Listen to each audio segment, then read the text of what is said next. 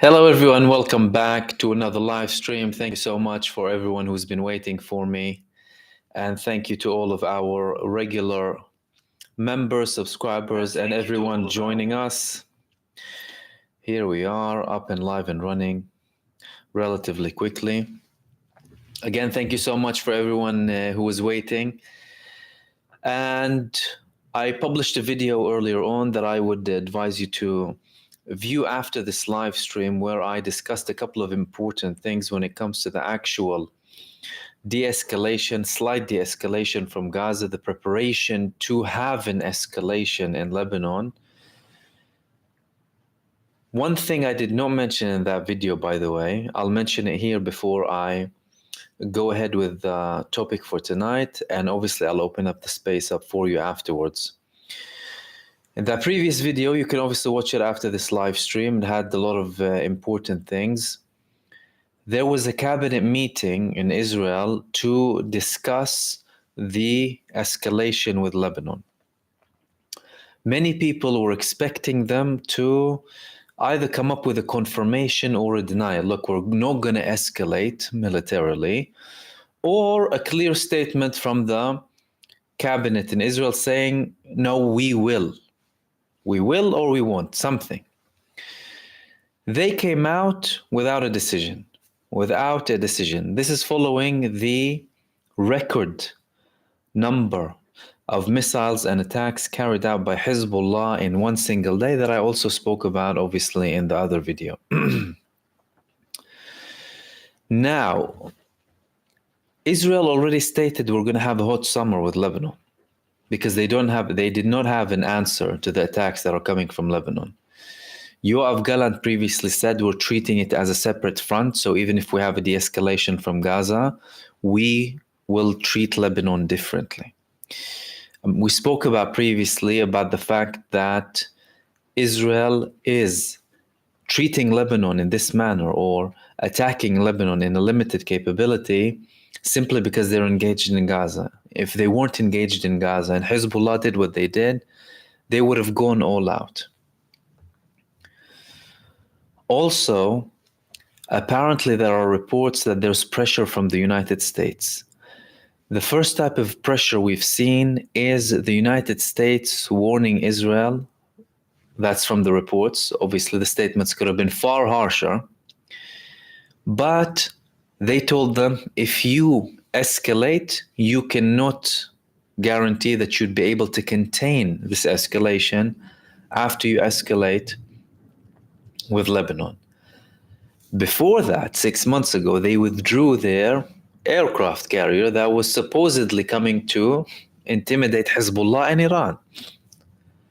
That went as well, so did their leverage. Now there are reports saying that the US doesn't want them to engage in an all-out war with Lebanon so long as we don't have US elections.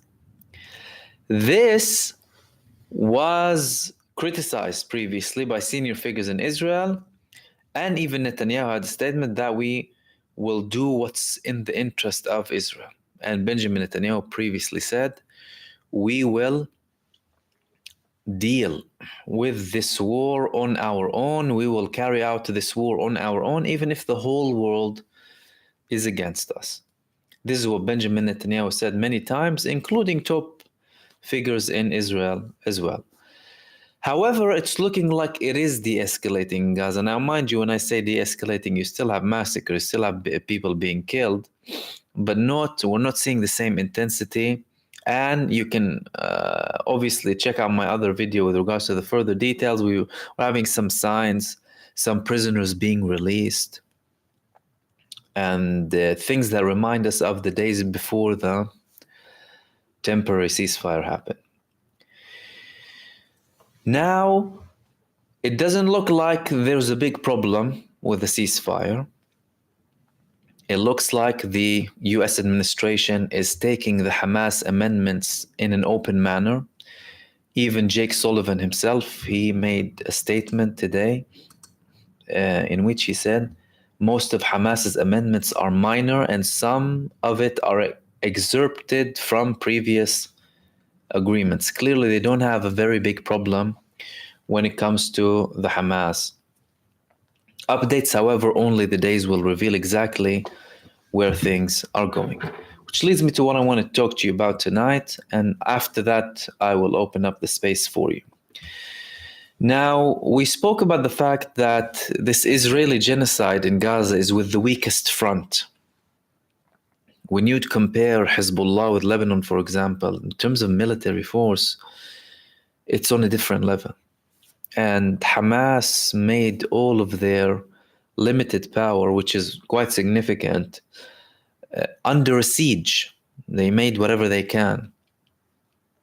And it's an exposed area, unlike Lebanon with the mountains, and they have access to other countries in Syria and Iran, all of that. Yet with all of this, with all of the geographical barriers, with the limitations, with the lack of support from surrounding countries, they still manage to reach the stage and be tough when it comes to the negotiations. And Israel is admitting now. Obviously, we spoke about the position of strength that Hamas is in. The fact that they're dictating things with the negotiations just shows they're acting from a position of strength. And they did that even from the days where the bombardment was so heavy in the early days. And we used to speak about it at the time. And even then, Israel submitted to their demands because they know they cannot beat them, and they're in a position of strength. However, it's important to reiterate and remind people what the reports are and the comments are coming from Israel about the Palestinian resistance and Yahya Sinwar in particular. So we had a report in an Israeli newspaper about a lieutenant colonel, attorney as well, Avi Kalu. Avi Kalu, he was the head of the Prisoners and Missing Persons Department. And he had a radio show, he had a radio interview with 103 FM in Israel, in which he stated a couple of interesting things, including a couple of descriptions about Yahya Sinwar and the way he's conducting this deal. Controversy arose in the last day over the current proposal for a hostage deal when the U.S. Secretary of State claimed that Hamas rejected this, while the organization accused Israel of rejecting it. Lieutenant Colonel Attorney Avi Kalu, former head of the Detainees and Missing Persons Department, spoke this morning with Or Heller and Mia Ziv Wolf on 103 FM on the matter. That's in Israel, obviously, Israeli radio. There is no doubt that the refusal of Hamas, or this is the title that they've given Sinwar, the rabbi of the murder Sinwar, that's their terminology again, who surely rubs his hands with pleasure in the face of Israel's difficulty in the international arena, is they have a very blatant attitude, right? And with his stance when it comes to Israel. He used to come to the negotiations very prepared, and the negotiations are really complex, and they're describing, obviously, the negotiating delegation. They stated a couple of things with regards to the right of veto. Hamas is trying to pull from Israel certain rights when it comes to the prisoners, right? Israel wanted a veto over the prisoners, and they didn't want Hamas to have a say. Now, previously, with certain high-level prisoners, Hamas would give Israel a list of, for example, 400 to 500 prisoners. And they would tell them, we're happy to get anyone out of those. And based on what the number states, you will release certain figures. However, they're far tougher in these negotiations. It reached a level where they're not even telling Israel who's alive and who's not. Firstly, Israel doesn't know who's going to get released. That's number one. Secondly, they don't know if they're dead or alive. And they only get to know who's going to be released a couple of hours before they're released, who that person is, and if they're dead and if they're alive. Again, a position of strength. Another thing that this man is concerned about, and he's obviously pointing this as a position of strength from Hamas and from Yahya Sinwar, is the fact that they want to combine Turkey, Russia, and China as guarantors to the agreement. He's saying there is a blatant deviation here from the international understandings that were agreed upon. The mediators, apparently Sinwar, feels well in his comfort zone and does not want to see the end of this campaign in the near future. Clearly in his comfort zone, and he's not in a rush.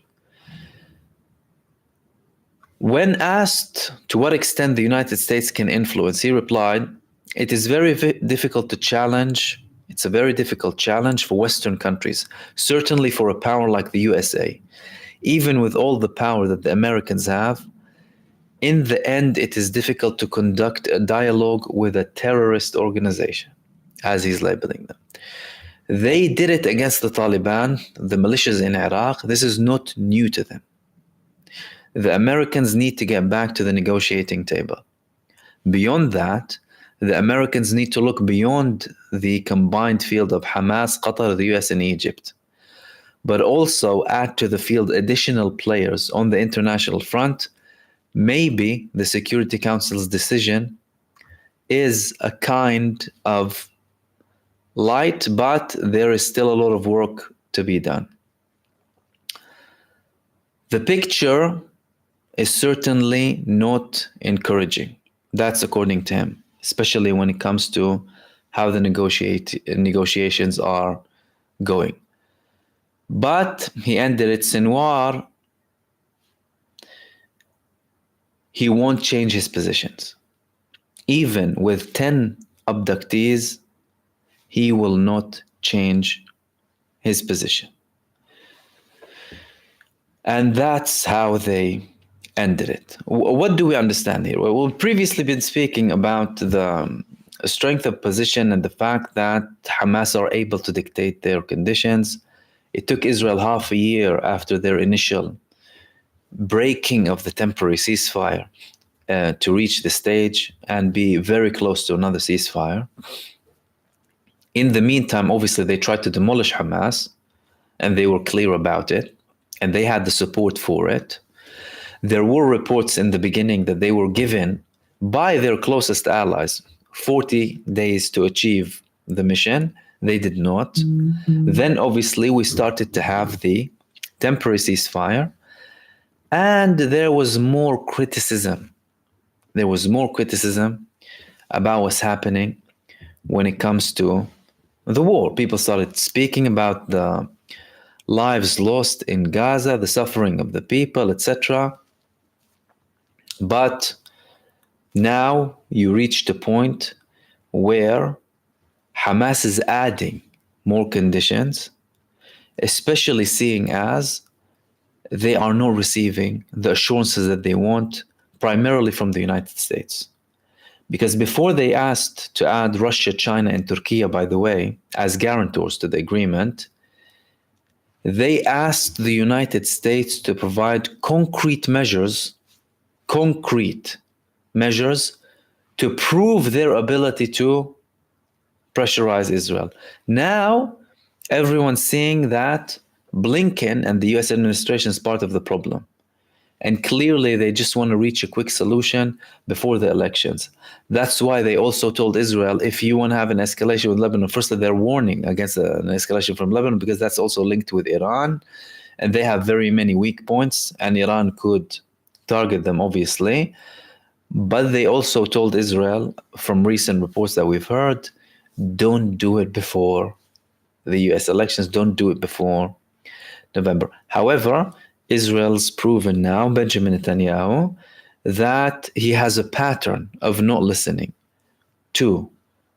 the United States administration and not listening to very key important figures inside of Israel, inside very important organizations in Israel when it comes to security and when it comes to the military and when it comes to politics as well. So we wouldn't be surprised if he goes against all of that and still goes on a war with Lebanon. That's what I wanted to talk to you about. Now, let me open up the space up for you. First, I hope everyone is doing well, and thank you so much for all of our regular live streamers here.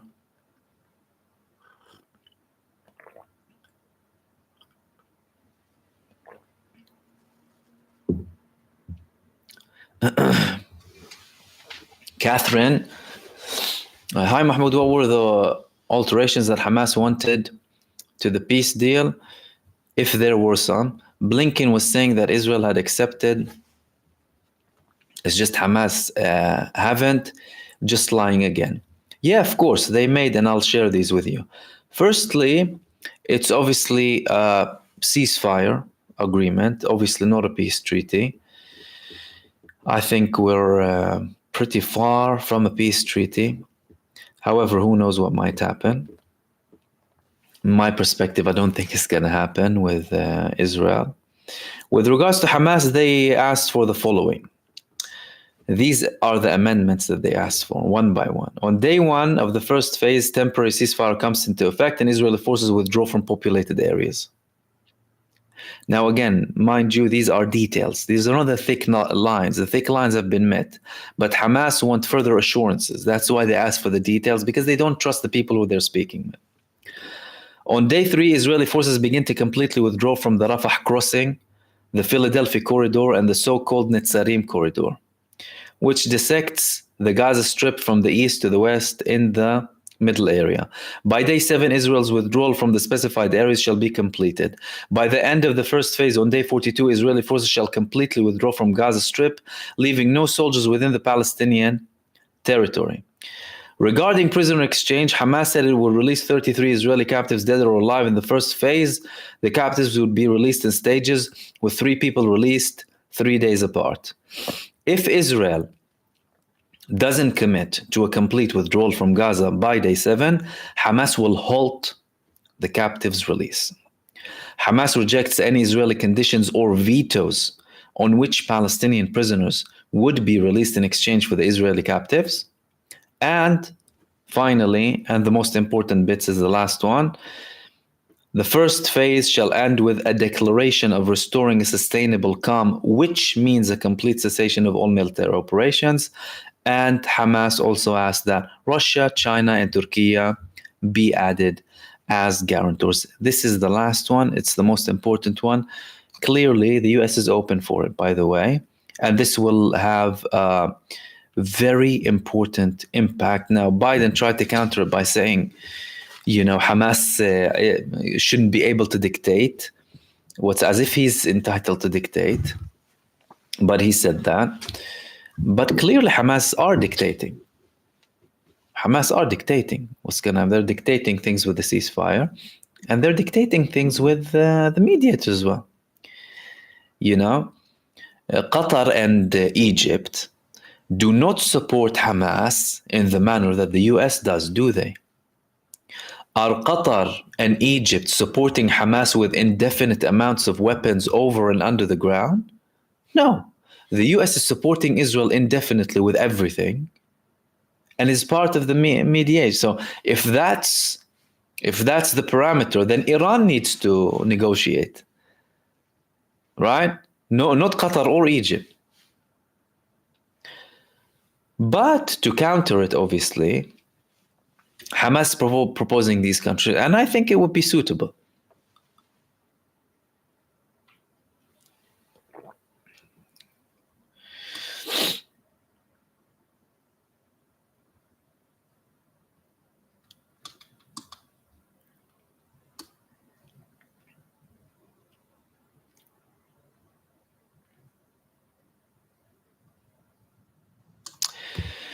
Gina and Nike Sue saying, question, you said one day that Hamas continuing to be strong because Egypt's help. How so? How do you know? It's not because of Egypt's help. It's because they have a lifeline from Egypt, and everyone knows that. You know, it's a known secret that Hamas has a lifeline from Egypt. Obviously, shouldn't be with official help or official confirmation or hidden. You know, the officials know, but they don't really say.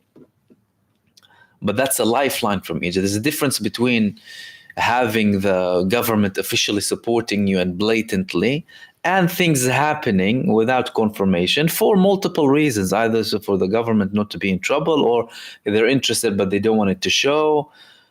But again, it's kind of a known secret, you know. The Israelis, the Americans, the Egyptians know it. And otherwise, how would you translate the new weapons that were introduced during the war, the increase? It's not just related to constant manufacturing. Now they could have reserves for a very long time, absolutely. But again, introducing new things, hinting obviously that there is some sort of a lifeline, and that was known from a very, very long time. It's not like it's something new, by the way. You know, the tunnel systems between Gaza to Egypt are very, very old.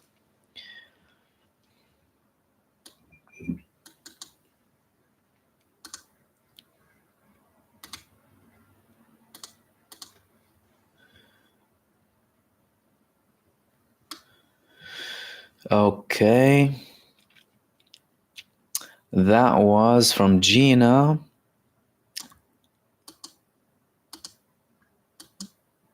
Who do we have after Gina?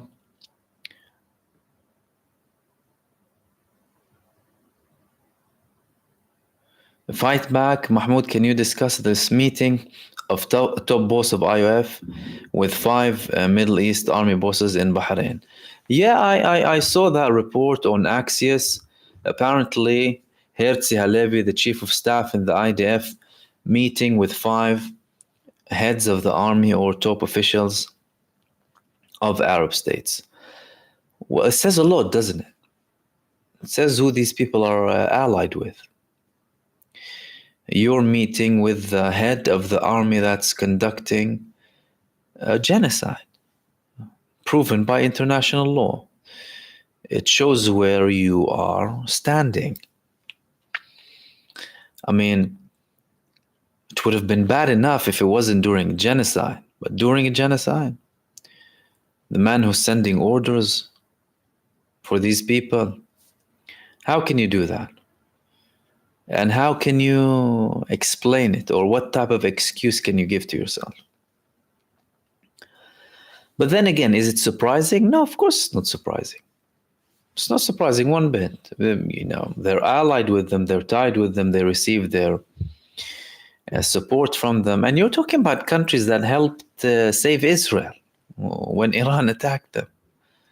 If it wasn't for the help of obviously the UK, the US bases, the Jordanian, and reportedly Saudi Arabia as well, you would have had a bigger impact on Israel.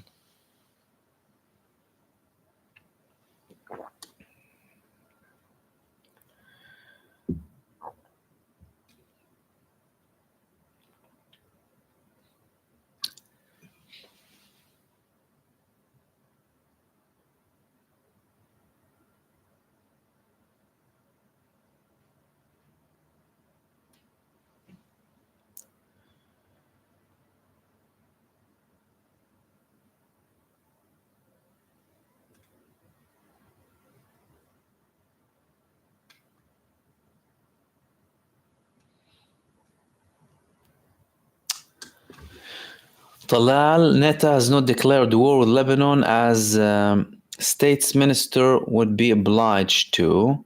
Is he stalling the war or just afraid of the response? Look, in all honesty, they probably know to a very large extent the level of destruction that they will be met with. Now, they have many calculations. To Benjamin Netanyahu, his calculation is him. Benjamin Netanyahu's calculation is Benjamin Netanyahu staying in power. Before Israeli security and before image, before the relationship with before any of that. Benjamin Netanyahu is concerned about himself. If he sees an interest in opening an all-out war, he will. He will. If he sees a requirement, an interest in ending, he will. If Benjamin Netanyahu sees an interest in shaking hands with Yahya Sinwar, he will. He'll do everything to stay in power. With regards to Lebanon, there are a couple of things that are undeniable, by the way. Number one, Israel's incapable. A military that failed in Gaza with all of its most advanced divisions and brigades and units and battalions and equipment and indefinite support from the US, how can they win with Hezbollah? And again, let me reiterate here, Hamas did all of this in the Palestinian resistance in an area under a blockade. Okay, we know they have a couple of tunnels here and there, but officially it's under a blockade. So they're managing to do all of that by producing their own weapons, using Israeli weapons that didn't detonate, etc., and doing all of that and getting stronger. Hezbollah, open. Whoa, airport, land route, underground route, from Iran, from Iraq, from Syria, from anywhere, from Russia if necessary, from other countries. So the level of equipment, and we're not talking here about like fighting spirits or whatever, but the level of equipment that they have, the level of firepower, the level of sophisticated weapons, precision, well, it's a different story. It is a different story than Gaza, and Israel has a track record of underestimating what Lebanon has. Like they'll always used to say, oh, they have, in the beginning, in 2006, they used to think, oh, they're going to run out of missiles. And Israel didn't have an Iron Dome. Everything that Hezbollah launched landed. Oh, they're going to run out. And then, oh, they probably still have 10, 20,000 missiles or what have you. Now they're estimating they have 250,000 missiles. Hezbollah most likely have over 1 million missiles. Do you know that? There was a leak from an IRGC top figure saying in a meeting that Hezbollah have over 1 million missiles. That's apart from the UAVs. And in an open war with Israel, they can comfortably shoot 5,000 missiles a day. And already, Israel understands some of these things to a very large extent. Why? They sent official warnings to the Israeli population from government bodies, from councils, local authorities. Be prepared for electricity outage. Be prepared for food shortage. Be prepared for days of nothing. Why? Because they know Hezbollah has the capacity to shut down Israel. They know that. But even with all of that, they still approach it with an arrogant manner, in an arrogant manner. They still underestimate, they still sometimes downplay, and sometimes they act against their own interest just because of political purposes. Like what Netanyahu has been doing. Netanyahu has been going against Israel's security interests, Israel's national security interests, simply because of his own personal ambitions. And he has been criticized by the many military officials previously in Israel. He's been criticized by the intelligence establishment. He's been criticized by the previous head of the Mossad. He's been criticized by previous major generals in Israel. He was criticized by people who have way more experience than him. But he still undermines them, like he undermines the top military figures in Israel now. He undermines the negotiating delegation. You don't know how to talk with Hamas. I know how to talk to them. The chief of staff will come and give him a proposal or refuse a proposal or what have you. He won't listen to him. He will security check him. Do you understand? So you're not talking about a country that acts with rationality. That's why it wouldn't be surprising if they do. However, there is no denying that they know that what Hezbollah has in store for them is going to be far, far greater. Look, in Israel, there's already a lot of talk about the fact that we lost the north. Okay, there is a lot of talk in Israel. Obviously, there's lots of talk about we lost Israel. That's it, we're done. People need to remember that. Many people, that's it, denied Israel, and to them, Zionism died. Those who are still hopeful about some sort of a solution said we lost the north. The north has been lost. They already had traditionally a demographic problem with the Galilee area because it's majority Palestinian citizens of Israel. And they couldn't push for more Jewish settlements up north. Not many people wanted to go there. Now that this is happening, over 100,000 fled because of Hezbollah, and they don't have an answer. What kind of a message is that sending? The fact that today the PIJ from Gaza also sent missiles to send a message to the Israeli population: you cannot go back to the areas surrounding Gaza. You see, all of these things, they matter a lot in the general psyche of the population.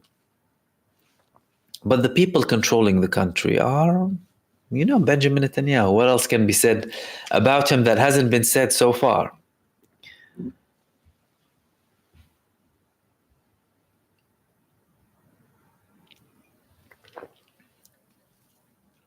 Irene Z, is the peers finally gone? It looks like it. I mean, this report and the linking with this operation, that was the final nail in the coffin. It was ambiguous from the beginning anyway. They had thousands of trucks waiting land route. Instead of putting pressure on Israel and telling them open them, you're putting the spear on, and what is it going to do?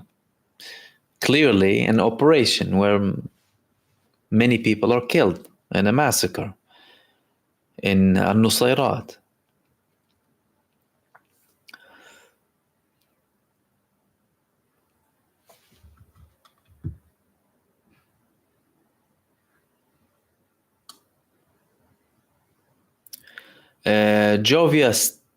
Joviatesk is asking, how many Israeli soldiers do you think got killed so far between Gaza and the north since October the 7th?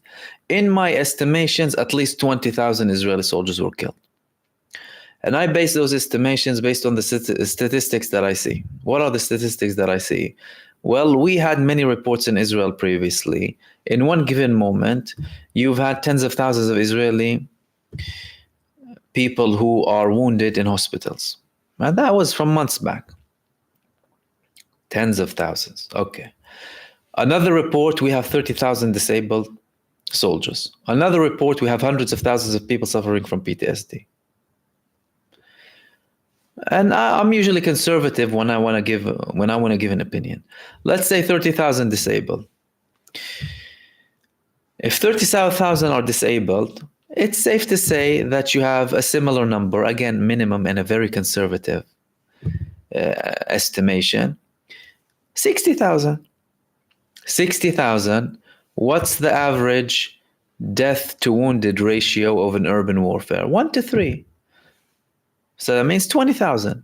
And that's based on urban warfare. And we're not witnessing a traditional urban warfare, by the way. We're witnessing war in destruction warfare. It's not urban. Israel destroyed the infrastructure,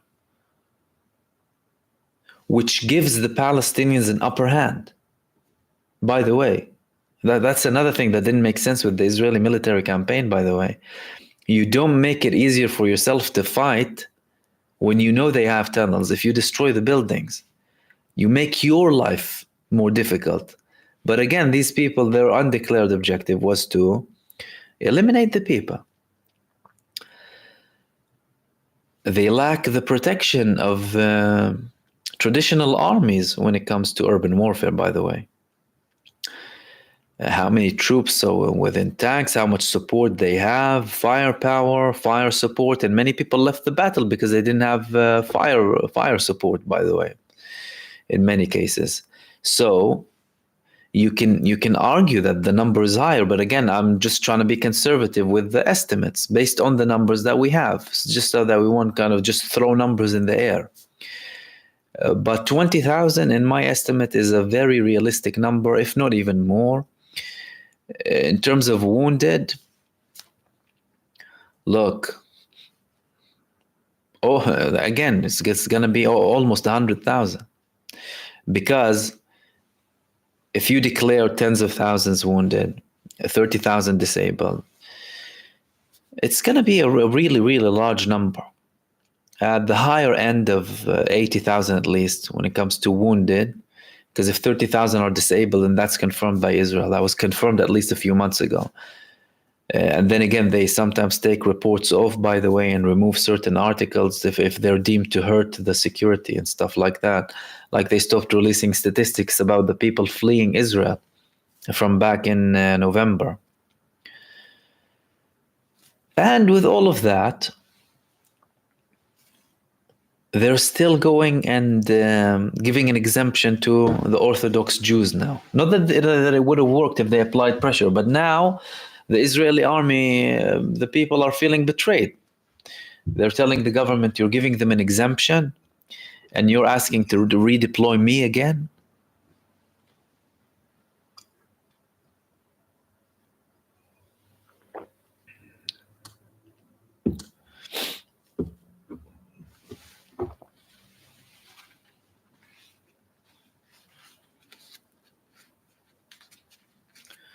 Teshikoma is saying, so could we say that US and UK and Israel couldn't destroy Hamas militarily, so they need to destroy Hamas' reputation now with all the gaslighting? I think the gaslighting has been done. I think the labeling has been done. The manipulation, the propaganda, all of that has been already done. Now it's simply a continuation of it. However, that will fail. Who will it work on? Again, you need to ask yourself that question. It will work on the people who already believe that Hamas are a terrorist organization from the beginning without asking question.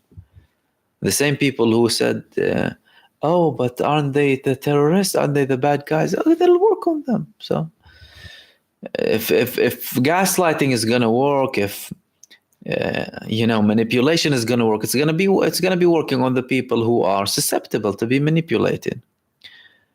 People who are observing, people who view things with a clear head, with peripheral vision, right? Contextualize, not decontextualize, because Lord knows these people who talk about the Palestinian and Israeli case, people who call themselves intellectuals when they're really pseudo-intellectuals or pseudo-journalists, propagandists, really.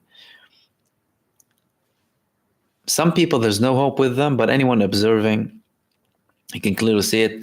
The people are seeing who is the country committing genocide. They're doing everyone a favor by making it very clear and very evident. And, the ICJ also does a good job, by saying, Israel, stop committing genocide. Saying that Israel is a genocidal country. All of these things are evident.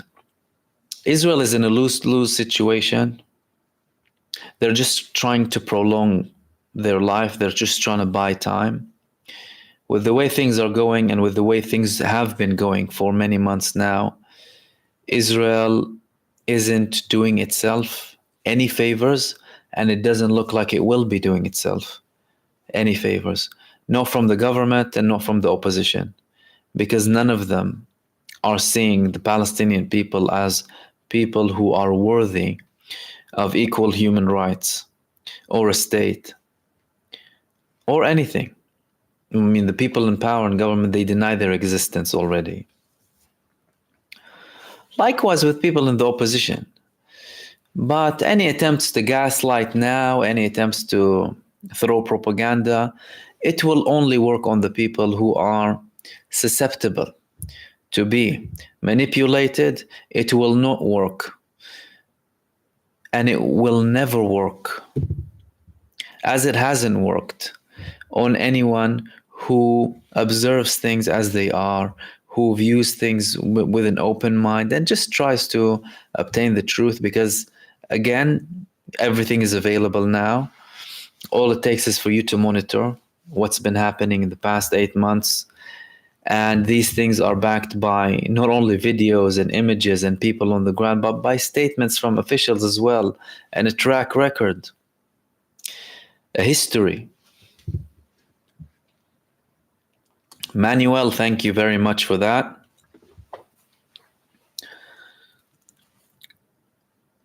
Muna Nana is saying China should be in charge of rebuilding Palestine. They are good at construction. They put up a hospital in just a few days during Corona. Yeah, that's a very good idea. I think they might have a role. They are very, very efficient, effective, and very fast when it comes to building. Absolutely. And there's a lot of destruction in Gaza. Now, the first part would initially be to remove it. Removing is going to be a hell of a project. There's a lot of destruction. But I think they would be able to do a pretty good job if they do get involved. The question is, how will it work with the people who fund it? So the people who fund the rebuilding, they might have certain conditions, for example, because you're talking about an international effort. It's not going to be a unilateral effort. It's going to be an effort from very many countries.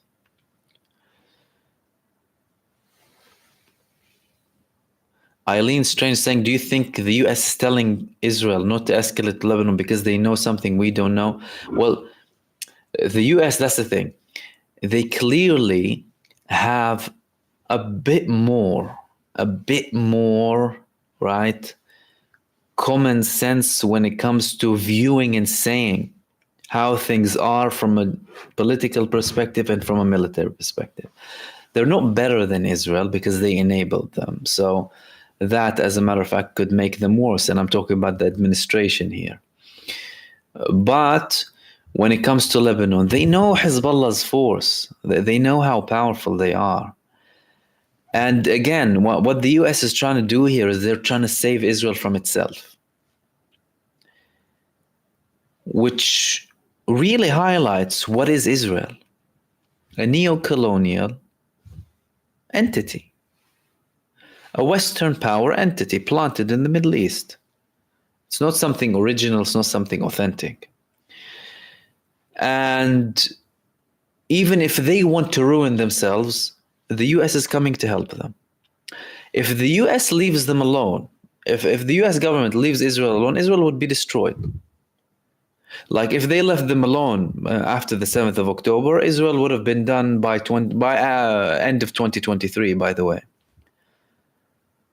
But the only thing the US administration is doing, and the neo-colonial powers as well supporting Israel in Europe, is prolonging their life and their existence. And that's why they're telling them and begging them to. And don't forget, the US didn't want them to invade Gaza. They didn't want them to have a ground invasion. But when they invaded, they were like, okay, what do we need to do? We have to support you, But then they started using weapons as leverage, taking the ships away and the aircraft carrier. But they know what Hezbollah is capable of, and they know their vulnerability with Iran if Israel was to attack Hezbollah, and they know the level of coordination. The coordination between Iran, Yemen, Iraq, Hezbollah, and the Palestinian resistance has reached unprecedented levels. And all it takes is one call, one decision, to target any base in the Middle East that belongs to the United States. The United States is in a very vulnerable position. Now, whilst they do like Israel and they want to prolong its existence, they don't want their other interests to be affected. They're looking at it globally as well.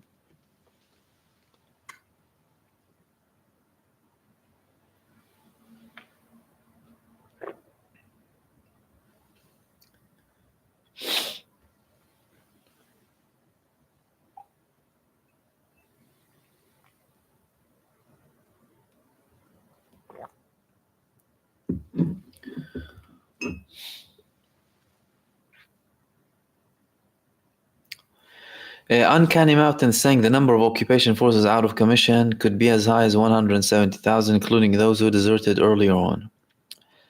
They had a total of approximately 280,000, which means around 70,000 civilian conscripts left. Interesting. I haven't seen these figures in that manner, actually. I mean, there was this notion that Israel had 500,000 available, potentially even more. But now, even with all of that and all of what they've used, apparently now they're saying we added it from 300 to 350,000. They brought this 50,000 out of nowhere. Again, it seemed bizarre to me, and I'm not sure if I, would believe it or not.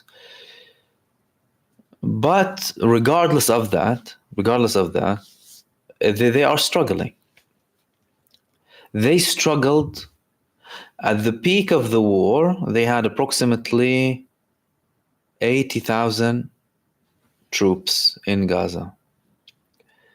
A whole 2 divisions in the traditional division size, really. The division is approximately 40 to 50,000. 80,000. Ground troops, paratroopers, engineering, what have you. And with all of that, they weren't able to do anything. And when I say they weren't able to do anything, by the way, I'm not trying to underplay the destruction or what have you. They haven't been able to do anything in terms of stopping the resistance. What's your objective? That's the question. Their objective was to demolish the Hamas. Now, even Benny Gantz himself, he had a statement criticizing how much Benjamin Netanyahu was affected and pressured by Bezalel Smotrich, who later confirmed that he did pressure him out of national interest. He said those 3 brigades that we supposedly dismantled are meaningless. It's meaningless. Benny Gantz, the war cabinet member, saying so far they remotely affected 3 brigades of Hamas. Compare that to Netanyahu, 20 out of 24. He said 20 out of 24. And I know at one point he said 18, 1.19, 1.20. So they're unable to do anything, with or without. With or with. So even if they can make up all of the numbers, it's pointless. You need to understand, by the way, the vibe in the Israeli society. This is something that not many people speak about. The vibe in the Israeli society is that everyone is dying for nothing. And that everyone who died so far, they died for nothing. They died for Netanyahu. Further, people were sent to war to die for the sake of someone who's killing his own citizens anyway. This is how it's viewed. They try and downplay it as much as possible. They try and push for more hatred and bigotry and show destruction. But the people still comprehend the fact that Benjamin Netanyahu is using this war for his political gain. The majority. There's still, on the other hand, a group of people who follow him. Again, people who, with completely no type of observation whatsoever, who are completely blind. And with or without, they're failing.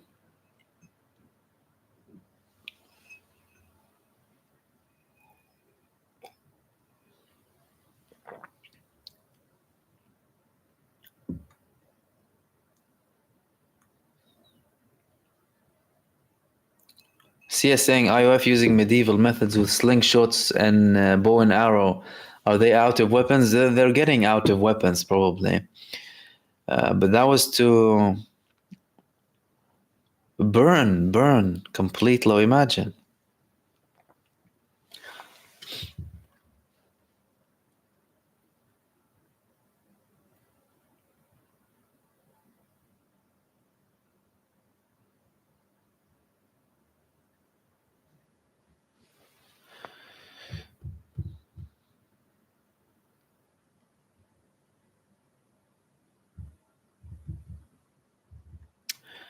Juror 6, brother, was there anything about the ceasefire negotiations, about the pier being dismantled?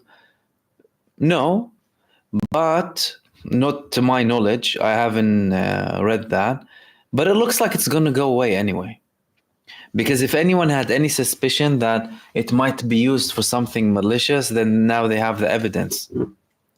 They saw the helicopter going to and from during the Nusayrat massacre.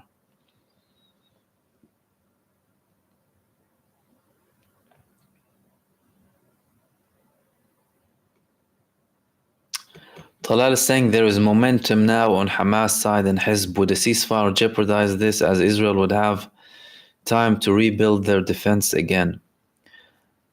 You know what I really think, Talal? No matter what Israel does, Israel is on its way down. It doesn't matter what they do. They can stop the war. They're on their way down. They can continue the war. They're on their way down. Because if they stop the war, what did they stop? They stopped temporarily keeping the same people who were able to carry out the 7th of October, and in Lebanon keeping the same people who only used 5% of their force to expel 100,000 people. That fact on its own led to many people, already millions left Israel, already led to people fleeing Israel. That being confirmed by government action, saying we're going to stop the war, no matter how they try and sell it, no matter how much they try and coat it, it was good for us. It assured safety for generations. It's going to ensure that no one shoots at us for a very long time. No matter what they do, it will still have an impact like no other impact. Listen, the statements now in Israel, Gaza is the biggest problem for Zionism. This is what's said now by people like Smotrich. Like Smotrich said, Gaza is the biggest problem of Zionism. Then we had people telling you from the beginning, Zionism ended. We're living the worst days in our history. We're living our independence. There is it's an existential threat. We're in an existential threat. All of that talk, that doesn't come lightly. You don't just throw comments like that out of nowhere. It's because that simply is the truth. There is an existential threat to Israel. There's an unprecedented threat. They're living the most difficult time in their history. And that isn't going nowhere. Why? Because they persist on being a supremacist apartheid state, which simply is incompatible with humanity. It's incompatible with human rights. It's incompatible with laws. It's incompatible with anything, with the international community. No matter how much they try and whitewash their image, no matter how much their supporters and allies try and whitewash them and cover up their crimes. So even if they stop, build their defenses, what are they going to do? Fill up more Iron Dome batteries? And if they're breathing, then their foes are breathing. If Israel has a breather, Hezbollah has a breather, Hamas has a breather. And it will end at an Israeli loss. This is the thing you need to remember. So if it ends now and we enter a ceasefire, Israel lost. Why? Because they did not achieve their objectives. The objectives of demolishing the Hamas, getting everyone back through the military operation, and making Gaza not pose a threat again. So it's a lose-lose situation. Anwar Abu Bakr, thank you so much for your super thanks.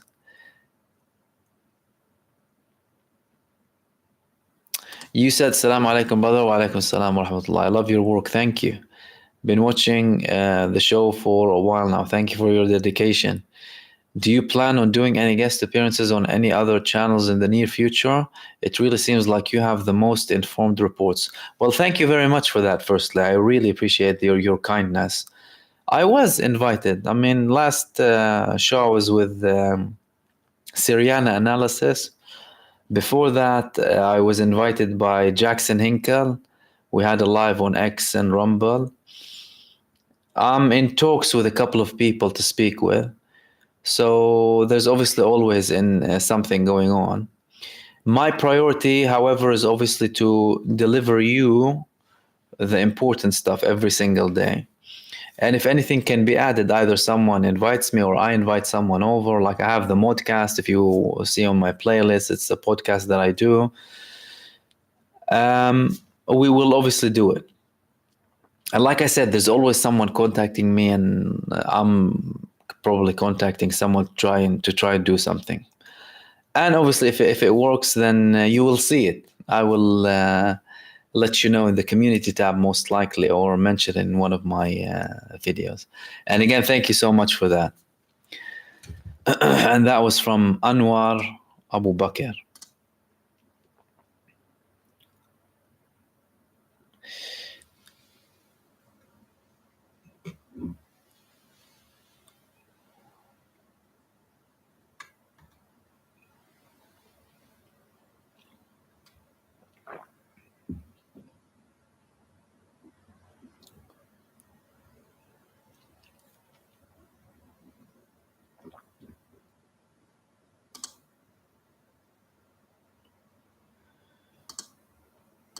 Juror number 6, any update on the number of Israelis that have fled? Have housing prices gone down? I want to go back to Haifa. Well, they haven't been releasing figures. Like the Central Israeli Statistics Committee, they stopped publishing official figures about how many Israelis are actually leaving Israel completely since November. I tried to find other stuff, and it doesn't look like they show anything.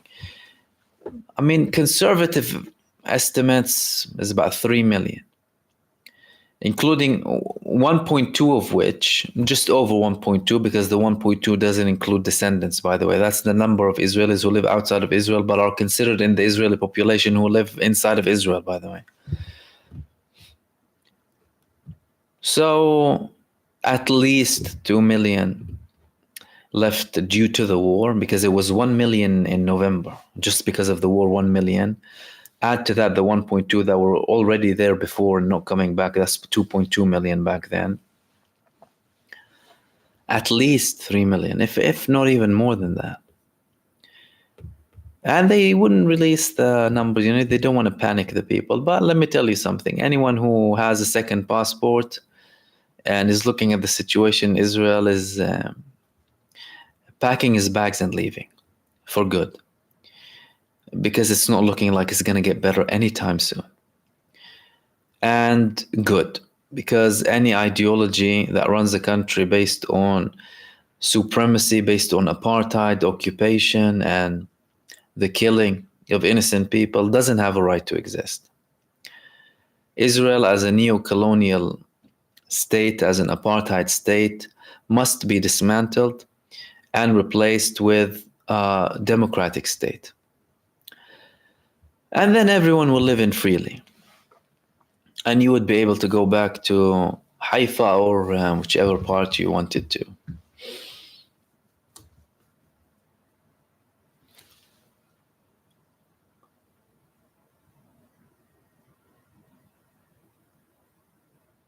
And Samak's legend is also saying there is no way Israel recovers from this.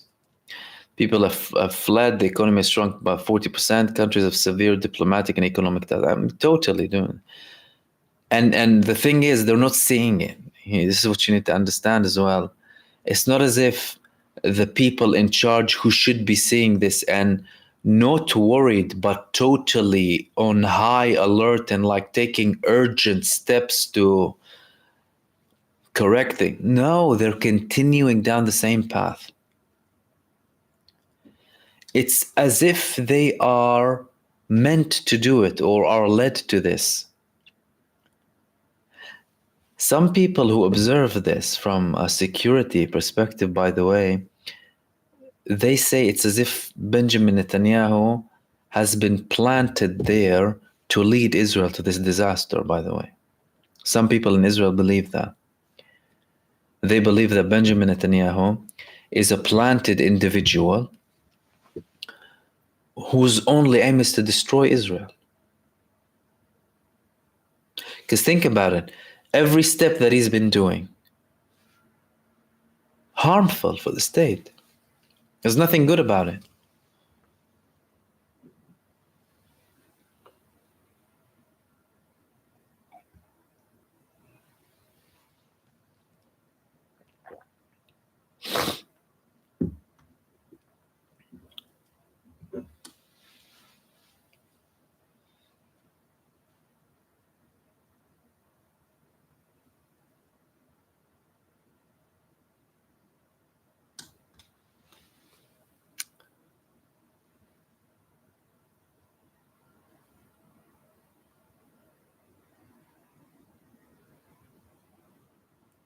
Excessive force saying, do Hamas want the IDF just out of Gaza or the entire region? If so, will they still attack Israel after this war?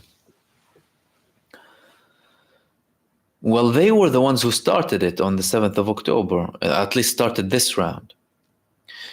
They started it not out of a vacuum. We need to contextualize everything. Hamas, they view Israel as an occupying entity that occupied all of Palestine. They work to liberate all of Palestine, even if that temporarily means agreeing to a two-state solution. They believe in the right of refugees to return, liberating Al-Aqsa, Jerusalem being a capital for Palestine. Ceasefire, no ceasefire, temporary ceasefire, that will always be their vision.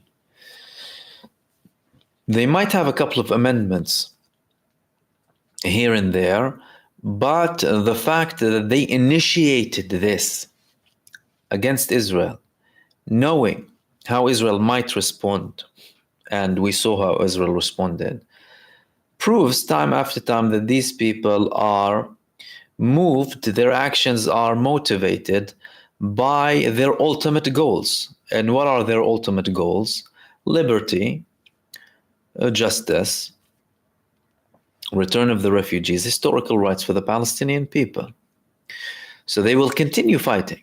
That's why Israel says we want to eliminate them, which was something, by the way, which was a statement that was bound to fail, by the way.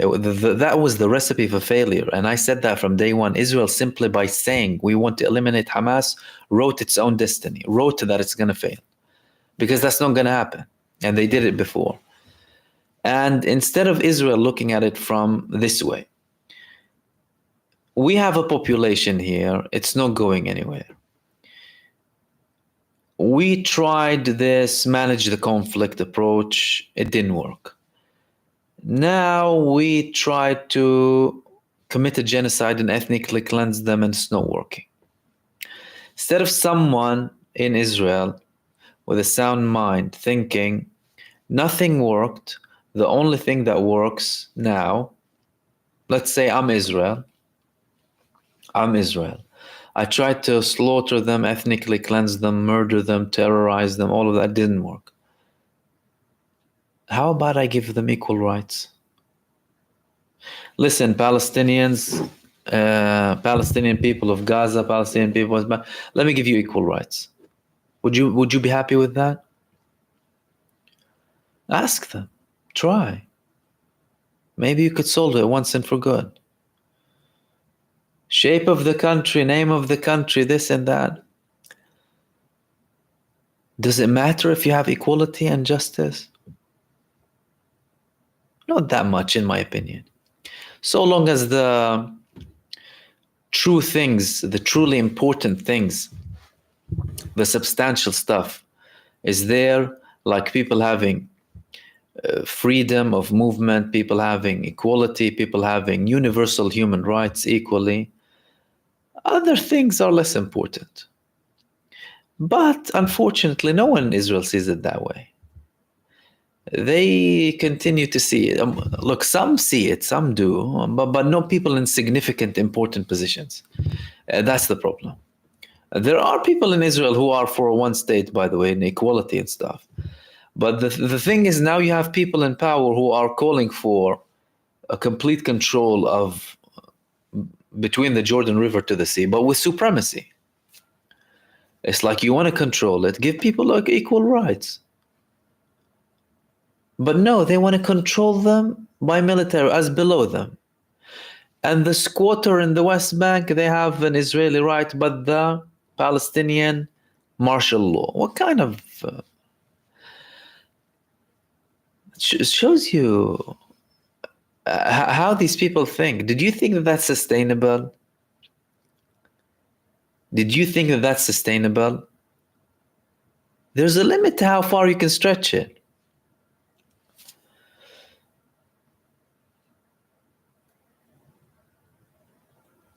Philip Kuz is saying, if Bibi is the plant, who planted him there? You see, I personally don't see Bibi as someone who's planted. I think Bibi is something that can naturally be born in an environment such as Israel, an environment of supremacy, indoctrinated on supremacy, indoctrinated on viewing other people as a lesser human being, denying their existence. Mix that with someone who has personal ambitions or whatever it is, psychopathy, narcissism, you can create someone like Benjamin Netanyahu. It's not impossible. And we've had examples in history of people who were in politics and in power who behaved like Netanyahu, even worse than him. But when it's there in front of you, it's actually really, really bad. You can see how bad it is. When you read it in history books, you think, oh my God, was this person insane? But when you see it in front of you, you're like, ooh.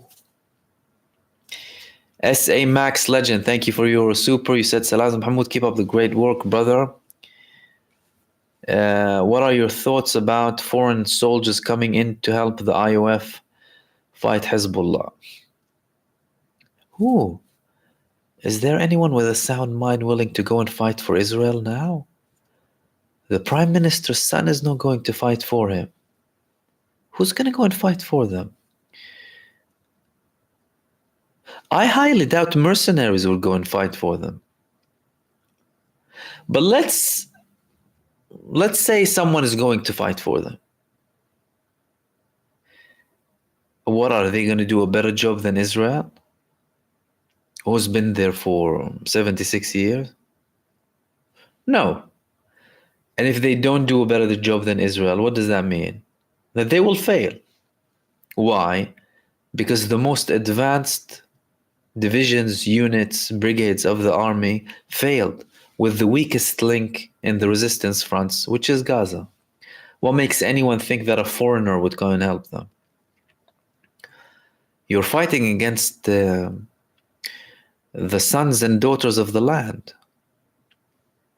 The Palestinians in Gaza, the Lebanese in Lebanon. These people are embedded in nature, in the nature of their country. They were born there, their ancestors were there, the heritage, everything. What is Israel? A nation made out of immigrants from Europe who came and by terror had a state. So they're still foreigners. They're still foreigners even after 76 years in that land. And if the foreigners who have been 76 years, have been in that land for 76 years, are still unable to understand the nature of that land and how to deal with it and with its people, what makes anyone think that a couple of mercenaries who are paid a couple of thousands of dollars a month would do the job. They would be gone in no time. They would be gone in no time. Consider anyone, brainwashed to a level where they can actually go and fight for Israel. I mean, that's like a very extreme position to be in. And I find it very ironic that that's legal, by the way. You see, it's legal to go and fight for a country that's committing genocide by international law. Interesting. Is that the case for every other country across the world or party? In Israel's case, it is. It wouldn't work, though. And again, thank you so much for that.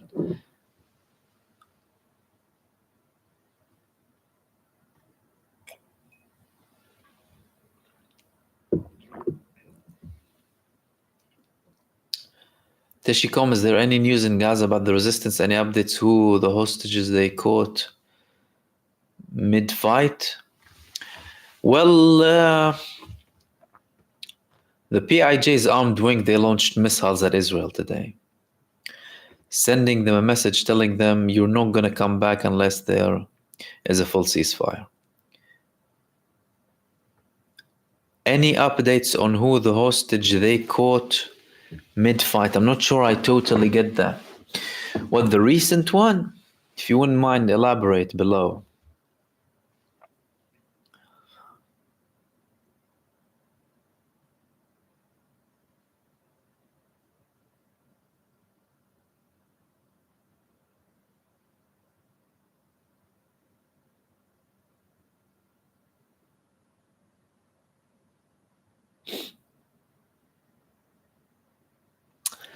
Helen McMillan, thank you so much for your membership. You're saying a power change from a racist corporate power seems possible with the strength and unwavering focus of Hamas and BRICS move away from US dollar. Have we been here before? Look, we've had examples, obviously. We've had examples. I mean, there are certain things that are specific and unique to the case of Palestine. That's undeniable. Like many people, the first thing they would say is South African apartheid. And I get that because it's very close. But still, it's not the same thing. Number one, it's not the same percentage, it's not the same people. It's not the same land, it's not the same geography. But the concept of apartheid, and by the way, many people in South Africa, they'd be offended when you compare Israel's apartheid to their apartheid, by the way. They're like, hell no. Apartheid in South Africa wasn't that bad. Not to say that any apartheid is good, right? Or racial supremacy or what have you. But what Israel's doing is worse in many ways. And it's just incompatible with humanity. Now, there were some voices in Israel from a long time ago who were raising concerns. People in power didn't listen. You see, they wanted the entity to continue as a racist apartheid entity, primarily there to continue the conflict.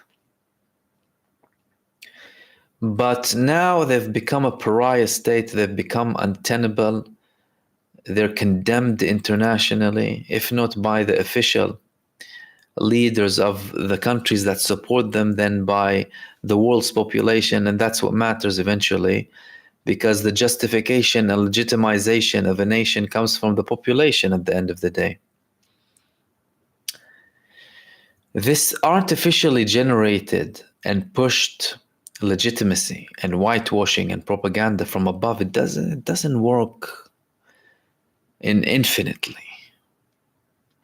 And in a very, very severe, strong, blatant case, such as the one that we're having in Palestine now, in Gaza, hardly effective. They're probably controlling the people who they instill fear in, rather than people who actually sympathize. there's only a very small, tiny, mini extremist radical minority that actually supports Israel. Apart from that, it's people who are afraid to talk. And then it's obviously anyone supporting the truth and justice and human rights, standing with the oppressed Palestinian people. So we've been in similar places, and it will end one day. I mean, one of the reasons I wrote my book about the one-state solution is just to kind of show how easy it is to implement equality, and it doesn't have to be with bloodshed. You don't really need to have wars. All of that is unnecessary. Unnecessary to reach a solution. But clearly, with what Israel's doing, it's as if it was meant to do what it's doing now to send many messages to very many people. Messages that wouldn't have been sent if we weren't going through what we are going through. However, with that, still there is another option. It's very unrealistic for Israel to go down that route and tell you tomorrow, listen, okay, I want to end this supremacy, for example. I don't want to call myself a Jewish supremacist state. Obviously, they call themselves a Jewish democratic state, but I don't want to have this Jewish supremacy, for example. We want to reach historical agreements with the Palestinian people. We want to give them their historical and contemporary rights, with the right for us to remain here, for example, those who want to. And that's it. Let's get it over and done with. Very unlikely. And it sounds very utopic. But it's possible if someone wants to do it. Why? Because all it takes is political action. Political action. And it's much more cost effective than war, by the way. But again, when you have a country that's been indoctrinated and built upon this type of ideology, the result is the genocide in Gaza. And that is something that should never exist in politics or in power, let alone an ideology. Let alone an ideology that people in Western countries proudly and openly declare that they follow, including people in power. They proudly and openly tell you, I'm a Zionist. So why is it okay to say that and it's not okay to say that you're a fascist or a Nazi, for example? Because it's the same concept. Supremacy. If you're against discrimination, then that term should be criminalized, should be outlawed. How can someone claim that they're a Zionist? How can someone claim that they're a Zionist? You're seeing Zionism in front of you, a representation of Zionism. What's the representation of Zionism? What it has always been about. Genocide and ethnic cleansing and racial and religious supremacy. That has to be banned, I'm afraid. That ideology, let alone a political organization or running a country, that's something that should be banned. People ban certain terminology here, right? Many of you complain about YouTube. Look, I'm not able to say this word. Many of you tell me I get this and that. Some of you get unsubscribed. I'll tell you, check your sub status and what have you. And an ideology like that is allowed to run a country, and you are legally allowed to support it. And opposing it is about to be criminalized, or there are attempts to criminalize it. People who oppose the state are labeled and proscribed. You see? All of that must change. As Sailor Jerry Swallow, thank you so much. Greetings. Thank you for your super.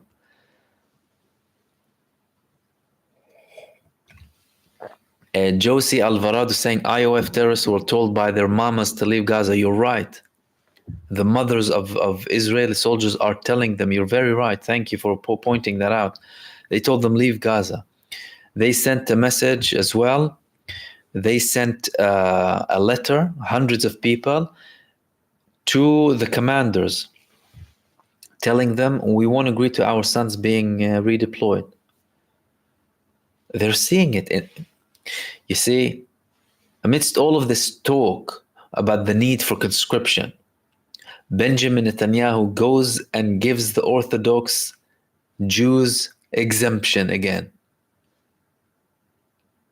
And the whole army is saying it's as if he's stabbing us in the back. Not that he would have succeeded if he went head to head with it, but the fact that he is actively going and giving the Orthodox community an exemption over 1.2 million people, when you're begging people to serve, when you are having people who are critically wounded, suffering from PTSD, not that I sympathize with any of them, by the way, I don't, I'm just telling you. You ask them to be redeployed again and then they commit suicide. And then you don't even give them a military funeral.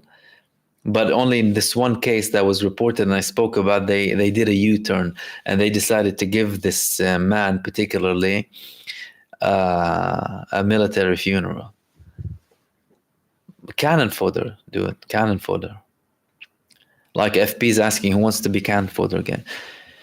Again, if they bring mercenaries, you're going to have to be talking about people who get paid hefty amounts a month.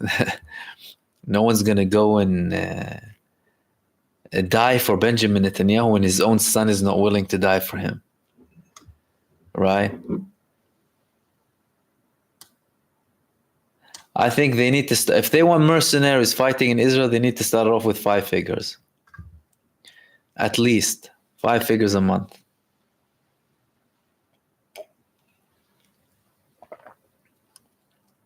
And even then they'll go, and if they're alive by the first paycheck, they'll be like, I'm going.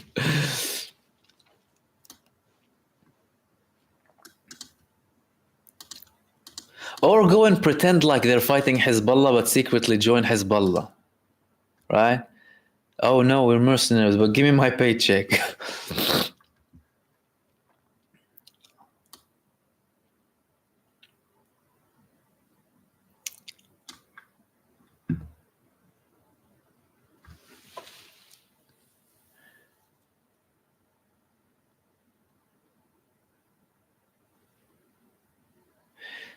Kate is saying, will Egypt now protect the Rafah crossing? Well, you know what Egypt is protecting? Egypt's primary protection is the government. The government wants to protect itself, Sisi and him staying in power. That's the number one thing that they want to protect. Then with Rafah, we saw so many statements, don't come to Rafah, and this is an escalation, and this and that. And you're having a genocide happening next to you as well. We stopped knowing what they want to protect. However, saying that, they have taken certain positions to delegitimize Israel's presence in Rafah crossing. Obviously, they had the firm position of not allowing the ethnic cleansing to happen by refusing the Palestinians to be expelled to Egypt, which, by the way, contributed to the Israeli failure. And Israel wasn't happy with that. With regards to Rafah, Israel tried to create a new status quo with them going to the Rafah crossing. They never dealt with them. And obviously we've had these clashes.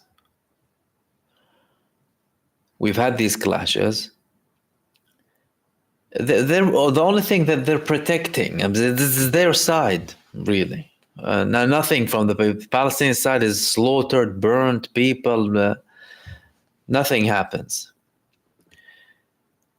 And that could be dangerous for them too. Unless we completely reach a total ceasefire. But then again, you're risking it.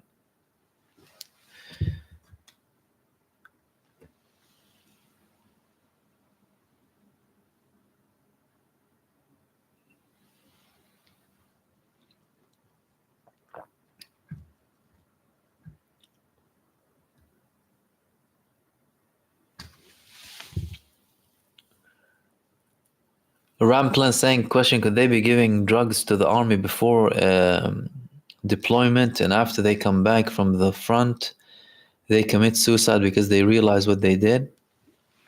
Could be, because the way many of them behave is like really absurd. But then again, that's something that can happen if you have a twisted personality too, not just drugs. And I know some people find it difficult to observe and digest, but that exists in Israel. I mean, the levels of depravity that you see, they exist. They are there. They're planted. They're planted, they're rooted, they're indoctrinated. But for people who go in for it, could be something like that. But again, after witnessing what you witness in Gaza anyway, who would survive?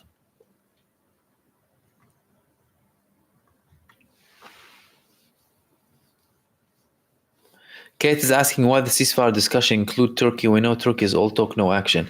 Well, it's not that they include them. It's just that Hamas wanted to have them as a guarantor, which is something good, because even from the diplomatic perspective, they're supporting the Palestinians. That's good. And again, that's with China and Russia too. So, and they obviously have, Hamas carefully calculated it, by the way, when they asked for guarantors. Most likely these people have had the conversations with them anyway. So they probably had the conversation approval from China and from Russia and from Turkey. And they understand that based on these countries' specific political positions, geopolitical positions, international standings, leverage when it comes to Israel and the US, power, all of that is taken into consideration before they decided to request, to demand them to be guarantors, which is something good, because Israel is the US is Israel. Qatar and Egypt are not Hamas. So if you want to create an equal equation, you need to have someone who is an extension of Hamas negotiating with the US, right? Someone who blatantly supports them and says so. So that's not working. And it only makes sense. But then listen to this, though. The clever thing about this demand is the fact that they will be drawing back these powers to the center of attention when it comes to Palestine.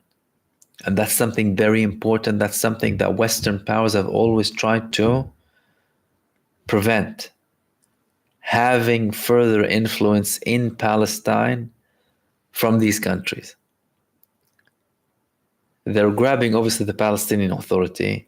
They're grabbing Israel. They can't grab Hamas. That's the one day they wanted to break them. Now, this movement they cannot break. It's asking to have these countries with them so that there's a more solid position.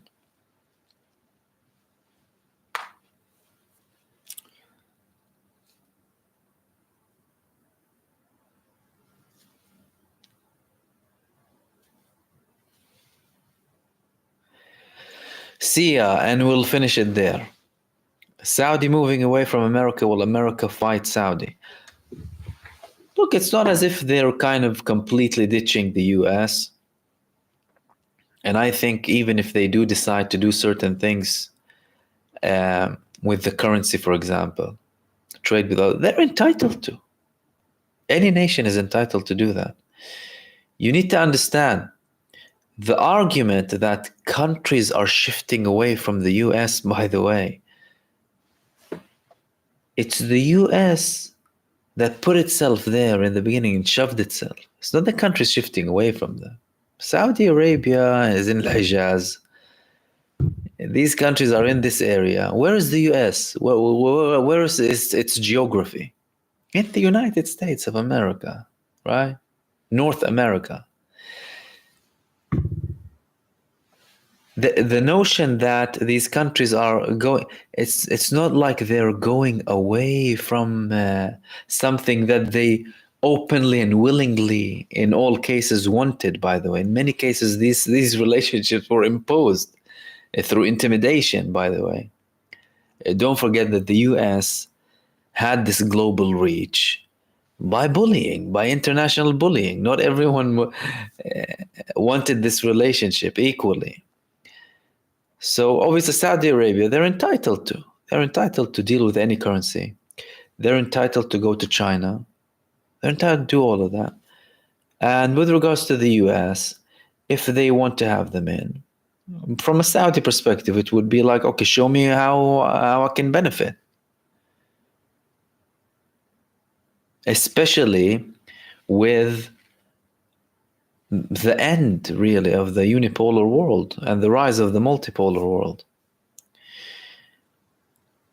I don't think they would be interested in waging an all-out. And still, despite all of that, they still have bases in Saudi Arabia. Are they going to dismantle them, take back the troops? Probably, because many people in the US realize that we should no longer play this role of international police. Not just international dictator. The US is the international dictator, the international bully. The schoolboy bully who wants to control everything. And those days are ending. And we'll finish it there with Sia. Again, thank you so much for joining me, everyone. I'm sorry if I haven't addressed all of your comments. Excuse me for that, just because we're obviously limited and some of the comments are obviously disappear in the chat here. But thank you so much for participating and for sharing your thoughts. I really appreciate that. A special thanks to Manuel, Abu Yusuf, sorry I missed that by the way, Anwar, SA Max Legend, 155, and Sailor. Thank you so much for all of your super thanks. Thank you to our regular members, subscribers, and viewers, the usual live streamers. And thank you for anyone who joined us for the first time as well. Thank you so much for joining. I'm here regularly.